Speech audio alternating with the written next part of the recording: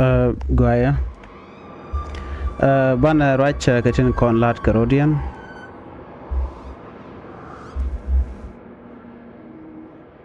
Ti dial chikon kanen was karem nur pain bang twas ka kon really kam ka kon ratini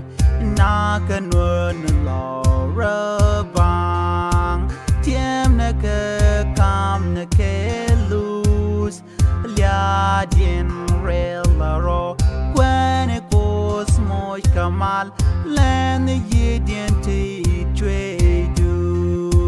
Chanka wali kapai waro ron kinero within will jog a chang and akako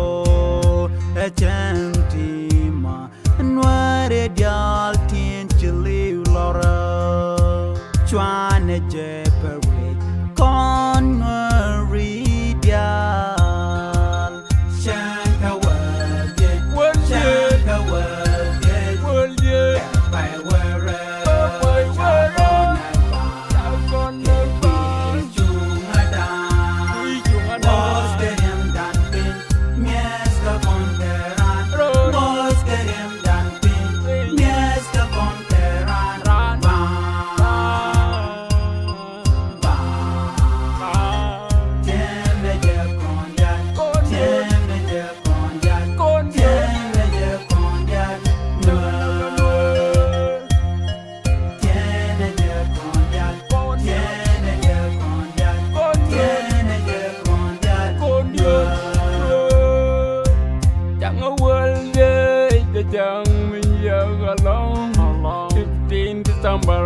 Jang ma jaga long in Nuääri suka ja along suka ja along what can now check the money people day money people day naga jorga ngot ka tang goro go barai ma dang ram na we mon ngandar we mon ma ngat ya dwara mi te nei ni kana as ke chune ya mi kana kuma mi kaman ka yuma raja check pin wala mi jom ne ka da me ye charin diga ya ma de ma ka ka man ko ne kutega Gag money kwana kutega Emirem da Jamrem da kwana kutega Today is South Sudan Next to the resident baras Baka jonga kutagda Yenerem di jamrem da kwana kuten beyebe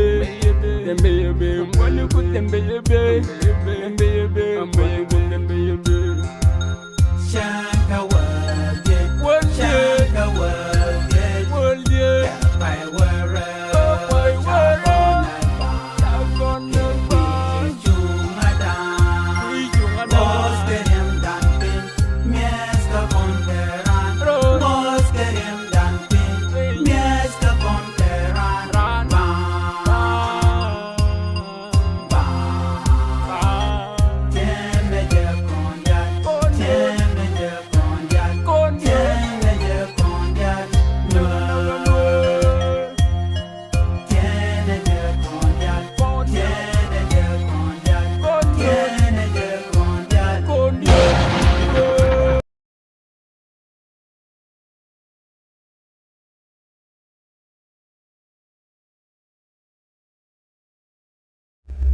Nermala we can add the other content barwani lingua seme can Nuer Online TV channel.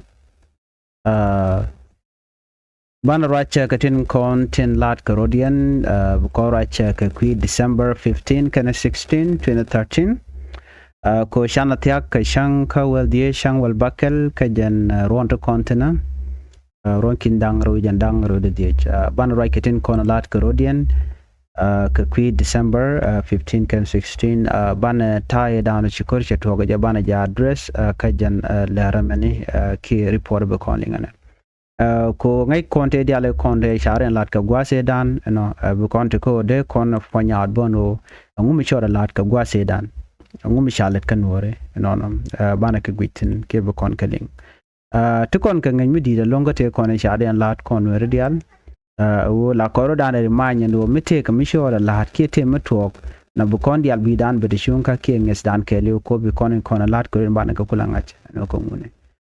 an shang mo shang wa de kan shang bakal she shang la kon agor no de kon palwe ko jen a reminding kata ye dana sha kon nek ka je re which ka juba ku me kirmi yadit shang mo te ka tana da sha de gujino dong they can focus and they can Latin no ti diala lat Korean tama ano to ka ti diala tini chika kor to on tama ta nak na eni so you know one chicken dear thin ke chicken ngach ajen la kor dan kula remanya no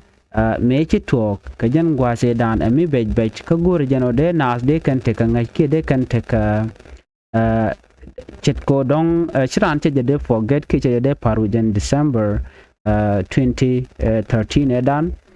me chane kon chakana ka shanka wal di kan shang wal bakel so bana targa me dan cho lat bana je linkel ko gor kon bana story bana je jakob we woniam ko ba janga me dan cho da lat kenyam ne dial ana rammi mom lagan wari ki ne te kon dier ke tek na tre which ka South Sudan ki ko juba ka gwa sedan ala kan shang la kana je gala me bej chalong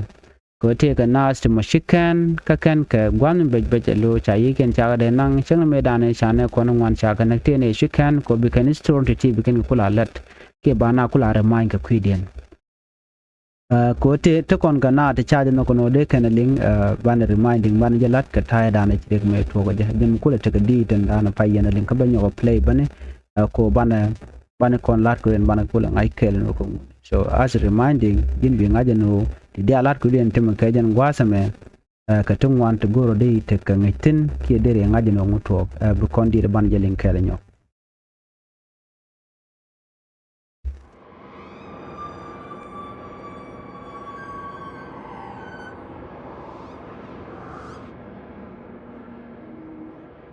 ti dial chikon kenen was karem nur ping bang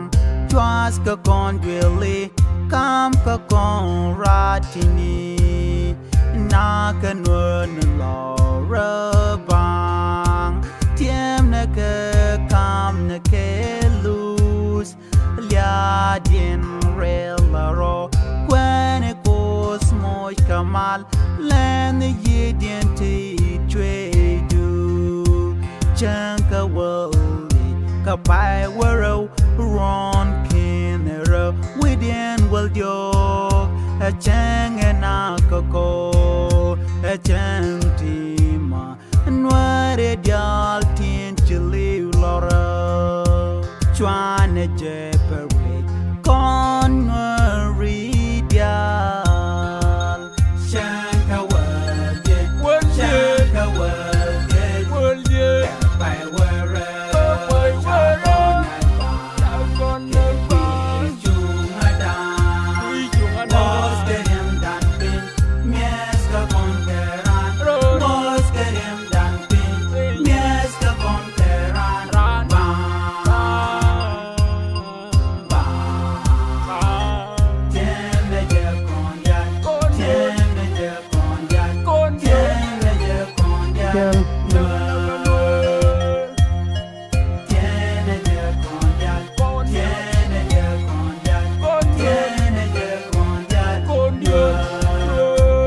Gwai mo kon kataye dane shukor mecha toka je ka jan 2013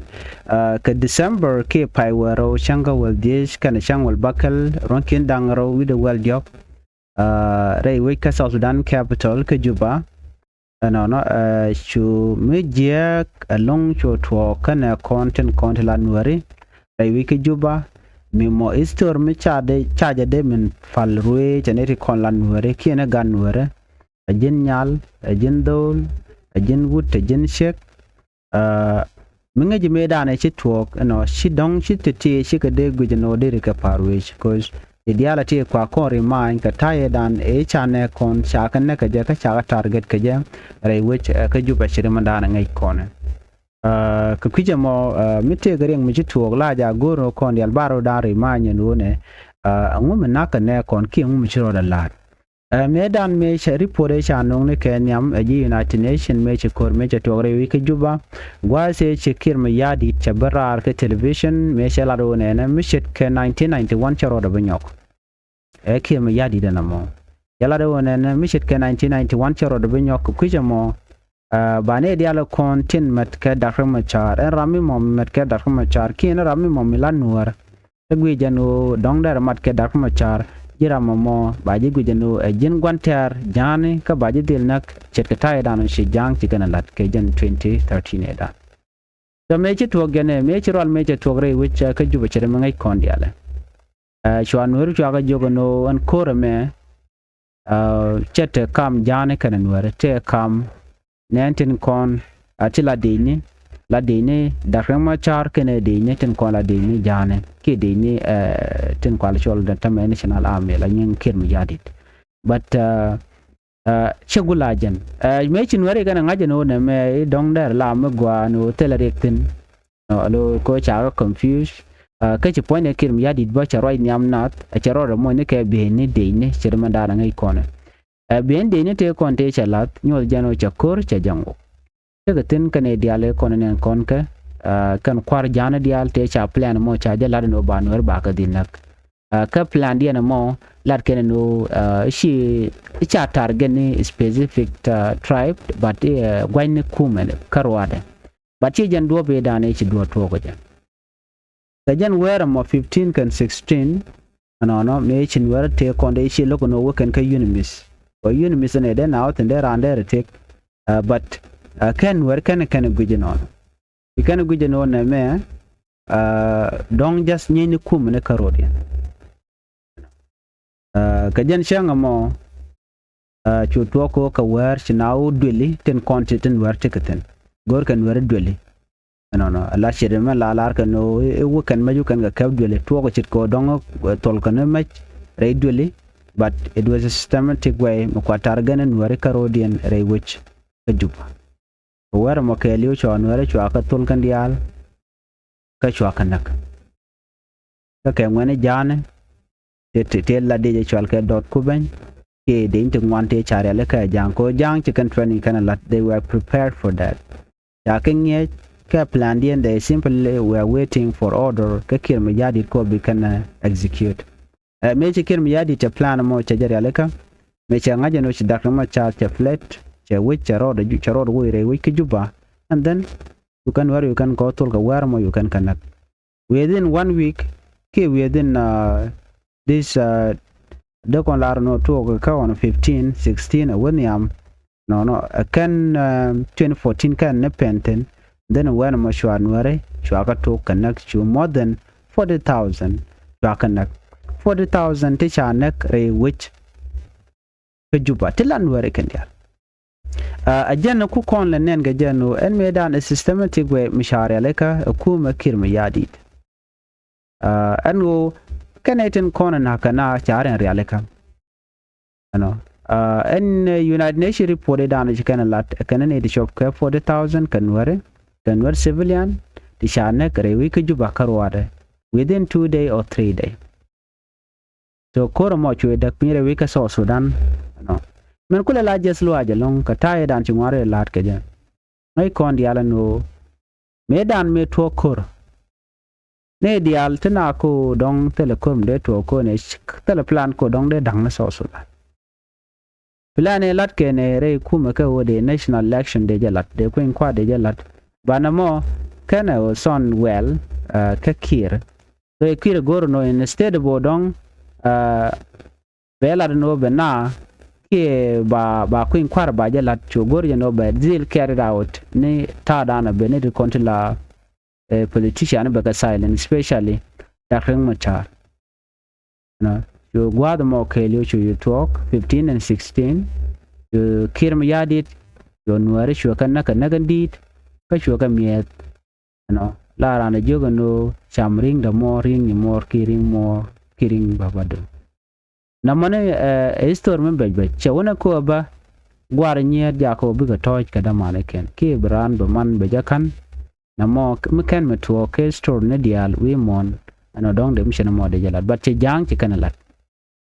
no ngai ken ne re kono chal ke ber wona nuere ber kala nuere na ga long mi chi garan nak be kan nyal be kan la de je ga long dong ba private fat ke dial ba ka ngok no ba na kan mi jam chodolot jang je kan mission mo je kanalat no la na da lat ke pul kel ba widen ba yoj mach ba kan nak ba yo yat ba ka chwat no ne te kelte chicken charen bar and right now kan kon lat tin kon de bay te chicken kan yes stand down ticketin but chiran che kan dong chero da bar ka gwatot kan mo kanene bibiling ne jeno chirega meche to but na tin it ke historical background mishalat history mi je long mode konali no and mo toga rewi ke juba ka jan gwat chale gudele ke gwaten ko kien kontra rewi ke juba ala riunen to kon kan wore ken shaka dol ka container ka gwase dan meche kor meche to ko la ne ta no ka wore kan de ni to yo me shana shaka no bagalat ka container dio ngai yan ka ten content la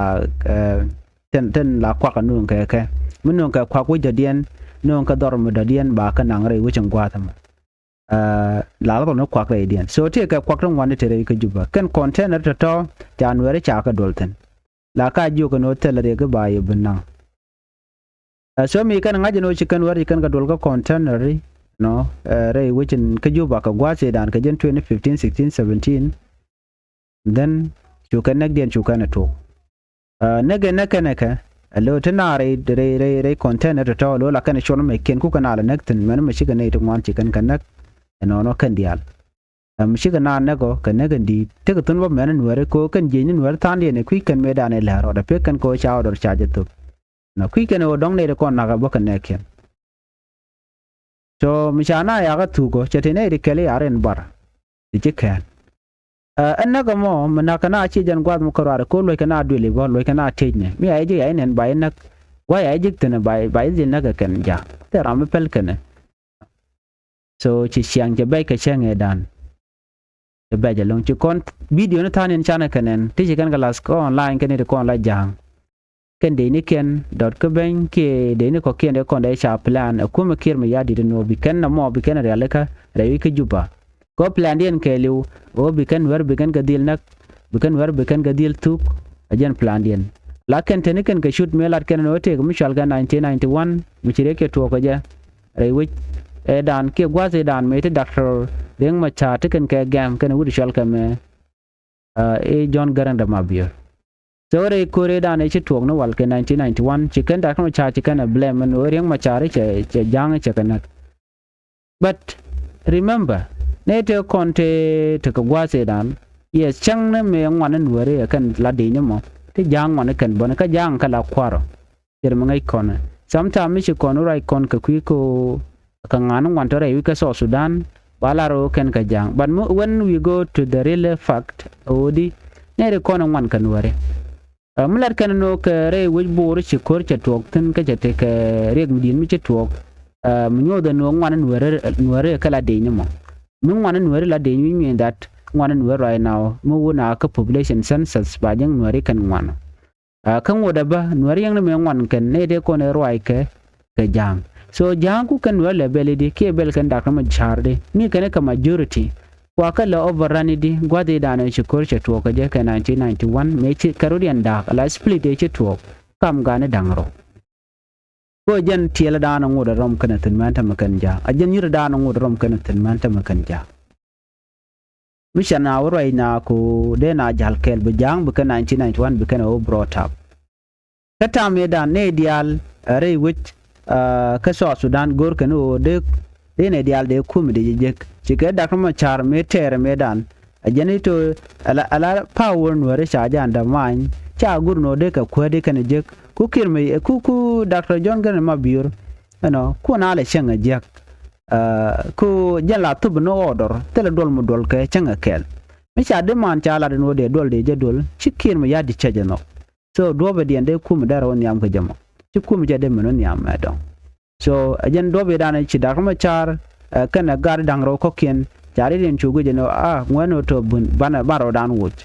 na chu naren yu da jen ko le ka Nasser incident ano chu da ma char kana je kwara ko ken chu ko Nasser chu jang chu rut go da dan do tin kel ke wudi chal ka me John Garanda Mavi so jen ta ya dan chu ngan to chu jang chu le no ine de kon te na kana e kan ware te kor Dr. Regmacha ke chi jen lode but media na medan ka gwa se dan ala ko nwer ngai kon shi kan ne jori kan ka no ko long chang ne dio jam sha video reng ma char bi sha gu gwa de ti ke tin ka me da ka kan kir di na ngaje gwano te reng ma char te le la dur alla John garan da ma biyor gore jano dere reng ma char dere jana kan ji kwara dial ko jene de ngwan long chekan na no te gore jano de kan na ne te mutla leader bo but John garan chanok John garan jene jaram dana billa kuer mine dial bi karwa te ram gore me billa ruech gerjan karwada so na mene jarwal mudi chejano kam dien ka gwate da so me jito gene to dakrama char churo do chuj so jantera mon ke 2002 me shi ganyo met ken gwade cha dol cha nyong wadol no shu ganyo man nyok 2005 no shu gade shu ri mat ke referendum ko ba South Sudan ba je reng ma char tenyen ga self determination no weja ajike ana chunga la South Sudanese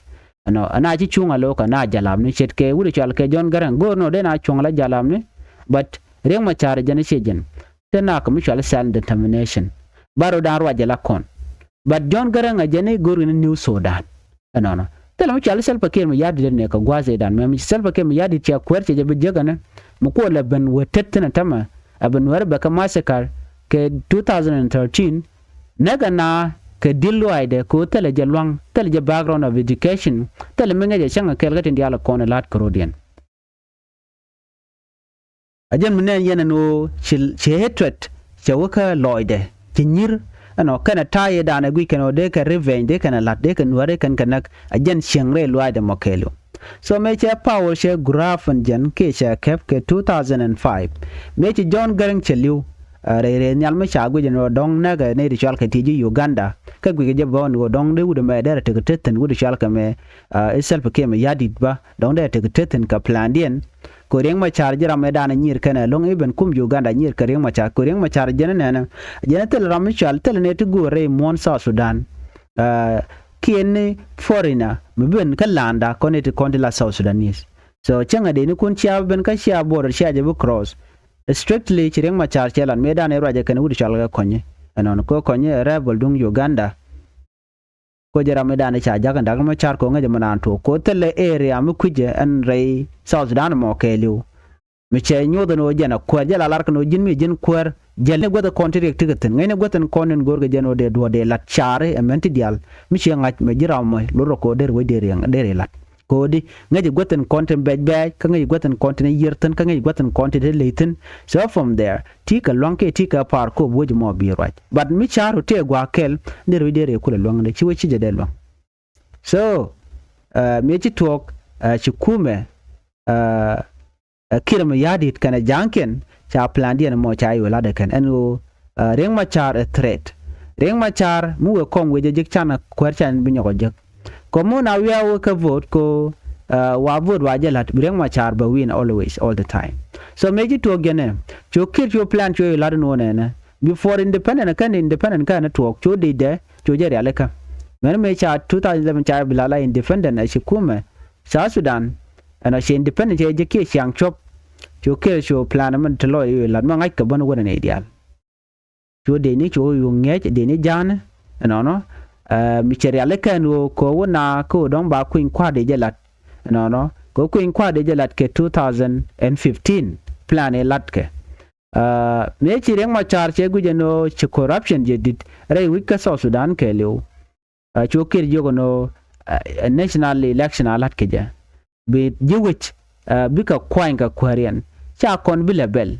ko ke chane diala ko ken cha bilabel run kwara cha kwanya kana mi kana no ba wujba je chu right ba wujba je la de ka ba development be je no na mo kan kir mi yadi de lenga gwa kir cha ngaje no start from 2005 me kana kwar abene ka independent no che plan along no che gurno ba je wuj ajana bete ka power forever yenta dante tin ka da dana let mu sebene je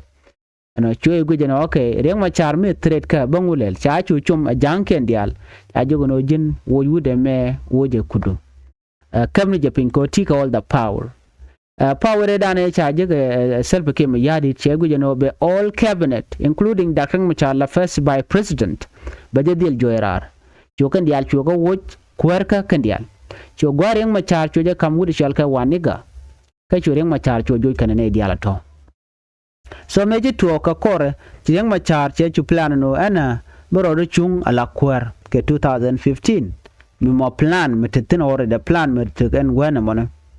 meji kire ngaje no reng machar aja no boro do chung che ngaje no national election aja na South Sudan be janang ka be lat ka landmark no a democrat country so chikir she gor ka jana cha corruption che jalat anyo kir cha janok anga ana ji South Sudan so e guje no de mu national election wo ben ka jano cha level no jen kane ji corrupt so what will happen you know bi kwara me ba jen ka ja ba we ka wude chal ka me e doctrine machar so that plan alone can kir can janok and wo bireng machar ba proceed ki ba we ka plan dan la de ja ka ja amene me chi doctrine machar can anything contil officially ki senior government official chare audience chal gwa ke rewi ke Juba ke 2013 angut akan pai wero kan ne ben so shu kan dol andola mo kirmi yadi telemi kan benten kan be kana peer ka dola mo right now ka kwi yoni revenue gwa da na wo wakatin no eno UDL sha ka channel cha kam ji Uganda kirmi yadi before kan 2013 kan shop akan liya di da mo nakan wero mo kwala cholan wale 2013 massacre ka shanga waldi kan shanga bakel me kwan wero kwakal ne kaje akan ne ben ka plan ma chare le ke kirmi yadit cho kirmi yadit cho ko ka me ka pin ka sho de je dan e shenge ajen ma cha gwad dan ngi jitin cha ja ngej bone den cho ja plan di no to carry out the task ano bikan wer bikan ga dil target rewi ke Juba ta bikan ga dil nak ajen plan di tele ka plan do dien melala dien changa ker that was their plan mi chikari ale ka kan jang dial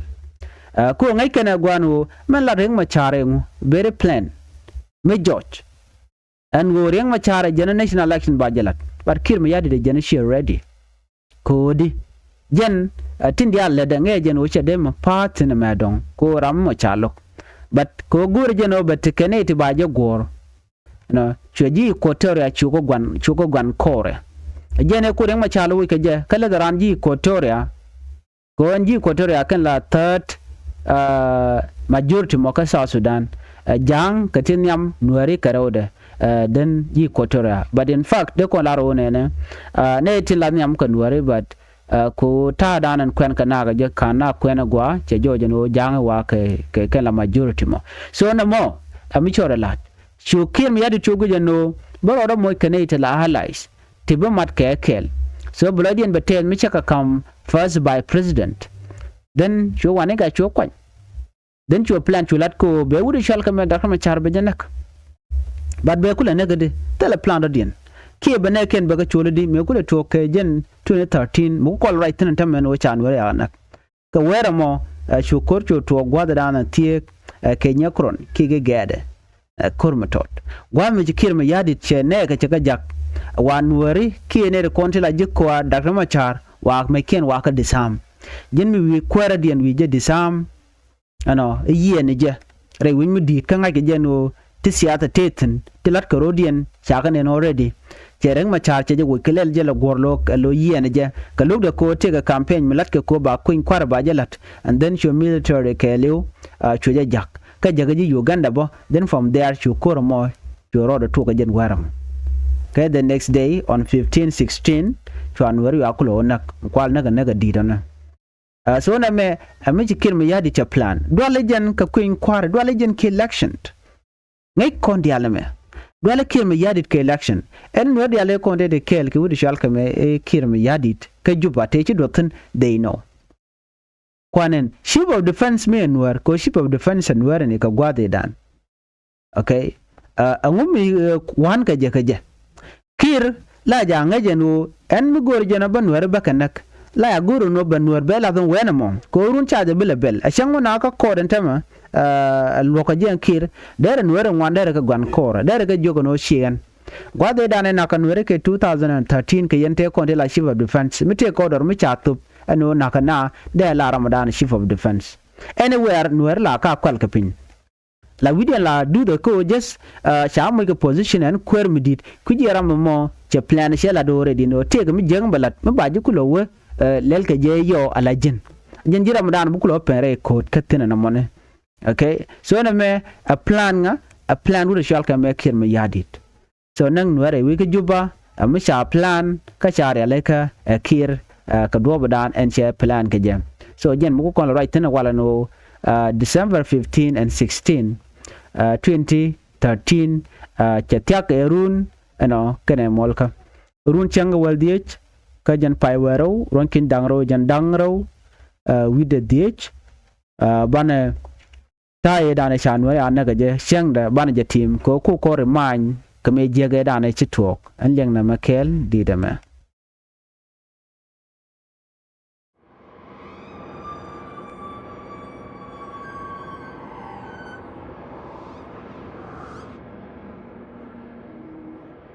Ti dial chikon kenen was karem nur ping bang twas ka kon dwele kam ka kon ratini na ka nur la bang tiem na ka kam na ke lose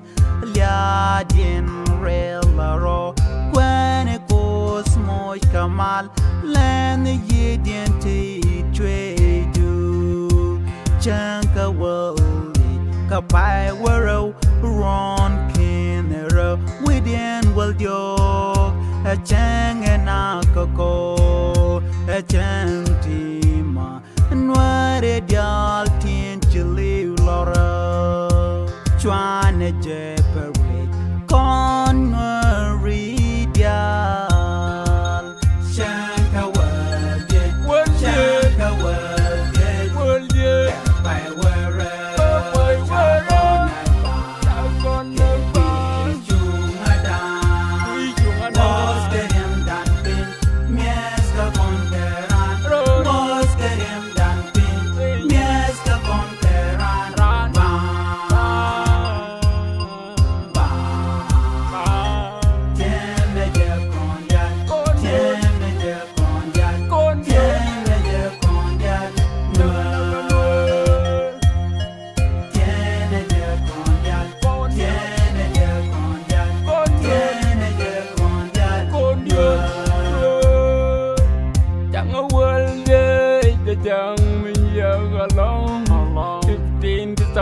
Yana jang ma jaga long, jana jang ma jaga long in Nuääri suka ja along, suka ja along. What can I check a dead money people day, money people day. Naga jorga what ka tanga gora goba right ma tanga ram na we mon ngandar, we mon man ya dwara mi the nay nikana as get you nay mi kana kuma mi kama ka yuma raja check up in. Well ya mi chom ne kada me ye charin diga, ilya ma dia maka mani kwana kutega. Nagag mani kwana kutega emirem da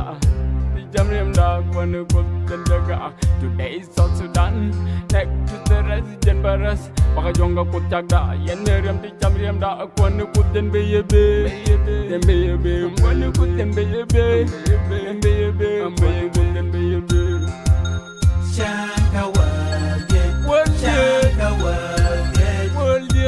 by where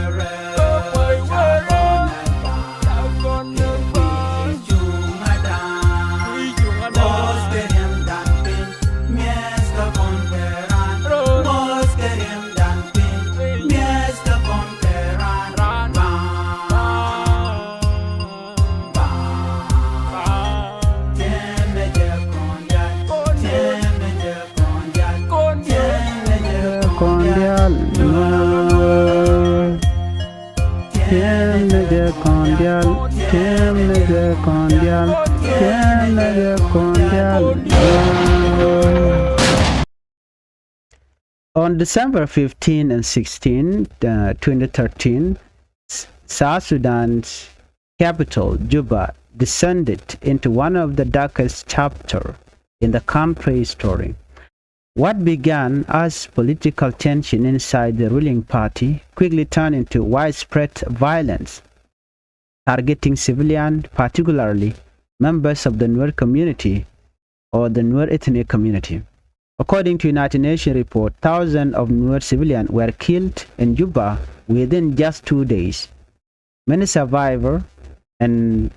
Human rights organizations described these events as a targeted ethnic massacre. This documentary examined what happened, how it happened, who was responsible according to international report, why justice remained unelusive more than a decade later. South Sudan became independent in 2011 after a decade of war. However, independence did not bring lasting peace power. A struggle quickly emerged within the ruling Sudan People Liberation Movement, SPLM. President Salva Kiir Mayardit and his then Vice President Dr. Riek Machar fell out politically. By 2013, the SPLM was deeply divided. Meetings of the party leadership were tense, and accusations of plotting and betrayal were common. On December 15, 2013, fighting broke out within the presidential guard in Juba. The government later described this as a coup attempt. However, multiple international investigations found no evidence of an organized coup. What happened in Juba? In December 15, 16, 2013, after the fighting at the military barrack, security force loyal to President Salva Kiir Mayardit, a Dinka-led government, began house-to-house search in Juba. Eyewitnesses told the United Nations that soldiers stopped civilians at checkpoint and asked them to identify themselves by ethnic city. Nuer civilians were separated, detained, or killed on the spot. Entire neighborhoods were affected. Families were dragged from their home. Men were executed. Women and children were not spared. Bodies were left in the street. Survivor described soldiers speaking Dinka language, wearing government uniform, and operating with apparent coordination. Let's look at the UN report and death toll. The United Nations mission in South Sudan documented the killing and multiple reports. According to UN findings, the violence was systematic and targeted. Victims were overwhelming Nuer civilians. Killing occurred over December 15 and 16, 2013. Government security forces were directly involved. While exact numbers are difficult to verify, some UN-linked estimate and human rights groups state that more than 20,000 Nuer civilians may have been killed in Juba alone during those days and the immediate aftermath. The UN described the killing as possibly amounting to crime against humanity. President Salva Kiir was the commander-in-chief of the army force at the time. UN and international human rights reports state that the forces responsible were under government command. No effective action was taken to stop the killing. No senior officials were held accountable. While President Kiir denied ordering ethnic killing, the UN concluded that command responsibility could not be ruled out, given the scale and coordination of the violence. To this day, no independent court has investigated President Salva Kiir Mayardit's role. Survivors who escaped those who escaped to UN protection camp described horrific scenes. Families hiding in ceiling, children witnessing execution, people pretending to be dead to survive. Many say they lost entire families in a single night. The trauma from December 2013 continues to affect thousands of Nuer survivors across South Sudan and in refugee camps today. The 2018 Peace Agreement, or the Reply Peace Agreement, promised hybrid court for South Sudan, accountability for war crime, justice for victims. More than a decade later, the hybrid court has not been established. Victims remain without justice. Perpetrators remain free. Many see this as a deliberate political protection of those in power. The Juba massacre was not just a tragedy of the past. It shaped the entire civil war that followed. Many Nuer joined army as resistance after December 2013, believing peaceful coexistence was impossible without justice. Without accountability, cycle of violence continue. December 15 and 16, 2013 are not just dead. They are wounds that remain open. According to the United Nations, what happened in Juba was a targeted massacre of Nuer civilians. The world documented it. Survivors remember it. Families still mourn it. Justice delay is justice denied. Without truth and accountability, South Sudan cannot heal. Dan to dial ti chana kalin ka ta dan en chikon ngai ka jenu ka changa wal diken chang wal bakel chikir mi yadi chede che jakre wi ka juba wan wer wa connectin naka god naka dong naka ngut naka men teram pel kanan so a chang mi cha de forget ke chang mi cha de men parwe ene ti kolan weri ko ne me lat ke je ngai ka kir mi yadi ten wo ben wer be ga dil nak ka peg mi di tu men wala chere men chana ngai gwasame teram mi cha kep tera mi cha yugo no jin chin wer shikanak chere mandar ngai kono no mi chi kwar mi chi de mi cha jen la ja ti ka mi chi ne ku chi na chi kan kono but chu mena tama tera mi cha ti bai now rai wi ka South Sudan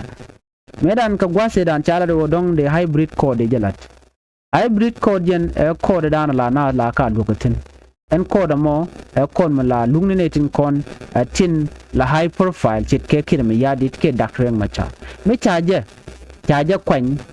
ke mi charge establish ke charge chak an code mo no ajen code dana de ne dial de ko kul lukten awona kare machar awona ka point de wud shal ka me kir mi yadi but ko kir mi yadi nge jen wona me a plan material ka already jen ta da ne yen jen tam tel hybrid code mi sha establish yang ne the ongoing trial and take first by president Dr. Machar jen kwa le chol ka jen wo political motivated babu lug ne je ka metod mi chit kana me ka loka ka kan kir mi yadi kana lug wa mi shi more than 20,000 nuari cha ka naktin me dan me na ka nuar la na ka ko mala kana na ko jina jiran wajen dia na ka ji o mi cha jo ko mala ka chiliye cha thok ba jina ka slonga chiliye ba ngaje no bul jina nuar ne ji mala di to na ram mo me dan mo dong jira mi tige juba cha ji pel de ni jan te kon te chan wer sha kana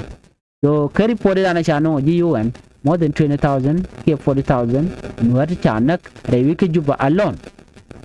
ka 2015 2016 awe ka jan end of December me ban kula chup ka 2014 medan shi me de parwe jane dia ko tene tin wani shu tin chen men chana ngaje no ta na cha ka mi ne karing kan me to no de nuar ke de ran de je met karing ya ran jo toy ni nyimo toy ni ka mamadu you know and all that de kula to go de je me to go na mo abomination mishalat akir me yadi ka gwasedan so jen menen konen tama no chikona goro an goden je forget chengna men cha paru je netin kontere wiki juba tende kel ke kir mi yadi we can no de kana to we can no charge de lat ko they feel ashamed they part of this massacre ko chikana goro by remember chikana goro baje de ladana ko mo wajalat bu duer ken je ken bi ka george so they feel guilty kata dan la ken feel guilty ge chikana goro no de na ro ka kwide and o take December 15 16 me de they remember no akanisha demon to charge de goro de jalat ka kone dia la konting ga jela to gono shan wara shakanak kena gan wara mo nogon mo der wara kone chiriar no der ka team and then der ja go der message der ja topi ko bu konti ka nge ba ngaje ne dia la me dana chitwo a chang chi ka jang dia ba hil responsible che kin me yadin me be dor jane ken wara shaka target ke dini ga te chere la ka chaka real cha chi kan wara ja ko ba khanak ngai kon dia la te jang no wala right na long chi ga rajan o tai dana cha nan wara mi jega long ka charge de forget bo American bo ngai kan me chala da jang mi choro lut so na me de la report dan de kon lim kata dan en chikori rewi South Sudan chan wer cha kana kajen ngot kon kan kon chang wal diken chang wal bakal kan kon shup chang wal di jarun malalat ke long o le remember this day ku chang January kaga to kana kajen especially on 14 ayo ka wer bu ka 15 16 jan gwade dan e chirek to to gaje wan malana ji ka duel kan dial ba ka dwan mai kana ka ke teram pal ka ke ngot ka ke chang ke jak kap ka gwar pin kap ka men pin teram pal ka ke gwate dan de kon kula forget it ne diality to la tit te ken kel ke kin me yadit these are the people ten queen me dan show the lot ke dong chi ngai chet to ba chi tel option da dien ko tel gwade de kwende rejecten den be chugine no be ro de jako ba je moy ka yo men kula lari ga long o ngode and this massacre is still continue up to date chi konen ke 2025 de kontine dore shal ke nasir ta fan ga ka unity state gwan me mo kwan wer ko ga targeten nyok bonen kon bore wi ku juba bo la na la ka target ke la ka naka and this systematic way of targeting broad capture ngode bor kap chong gwa da na won wero ko ren mat lo bi jal ka loy kel ke bi kan ngaji no ka ngani men bana ngaji long en 2013 e dan ke ken cheng e dan na kan were ka je ngoda kan luk da kan luk kan kir kan nan gwa luk karing ma charbo kan lo nan gwa luk ko kan ji United Nation la lar kan no ne mi kwer mo ngot kwara ken je mi je ke jalat no la liep kan ji men mi ci ben pin e baaju ko lo nyoko mi baaju ko lo luk de ko no ko jin kwara mo no baaju ko ka baaju ko lo luk ci kana de no ajana shalat Umar Bashir ke Sudan me ce Darfur ya ne shekanak ce kama sakat ano kanang mudi da long chwagu je no de ja ke bat ci United Nation ju kana pal e bajo ke ko kor ke mi chaje wo kwerka den bajo wo bara na chaje wo kwerka ko cha ku chaje la dore cha yen la tokte dwelien ka bat kana kon nan ka CC ko be duere kon te chalat bajo ku lo ke je ko che kan ne kon chala Darfur yan che ganak re wika Khartoum ke che ganak bonana dore na ka Darfur te rampele ga de men kan dial te chanak janjawit ke te kon e choden la the same thing you kon ngaje ne ke jen 2013 men na ko kon ashika ben kor bo men kan e te chala ji Darfur yan ko cha mo ke yo so an kwer mi che mi jek che jalat de ja kap ke la to but chi kume men kula tenial la higher authority chikana gujeno taken ka plan no kwara me akon ben pinya power immunity da akon jen ka jadan baje kulo look jan ta gu yana jata ma shit di al chicken we ko dob dan de gu je shit ka dob dan wi kon eja so na me da la report nan go de nya yekel on 15 kan 16 ka jan December to continent 2025 ajan shenga dan na ga ne kon ka je rewi ka Juba ran ko remember ka raden go reminding ka kon no mititin gwade dan what will happen to you mititin mije to ka je no mije to ka je tire which dere gujide mi kan road barka unimis ke kan road barka Uganda ke jinba kana chu kanda dop gwa mi jin wi ka Juba ka ci ko te ju nyoko lu jok dire gujide no tele lot ko ne ngwan jen ta dan wi kon ne jem ana gujide no kana ko kana to ka ta ran ci ma mi ce jek bi gujide no na me she to but this was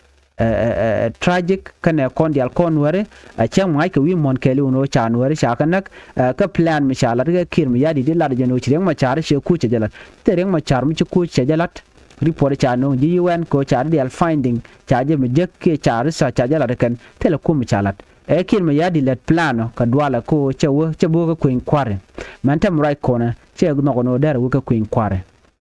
so agenda na go rede nyaga yekel ana bana nyo jek kam do dien ka report and content be charna me chana linkel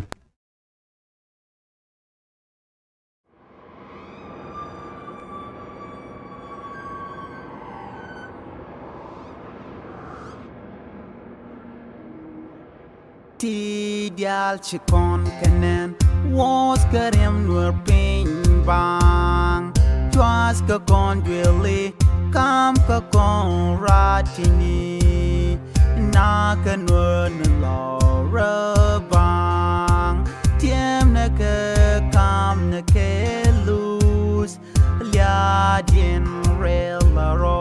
when it goes moy kamal len ye dien ti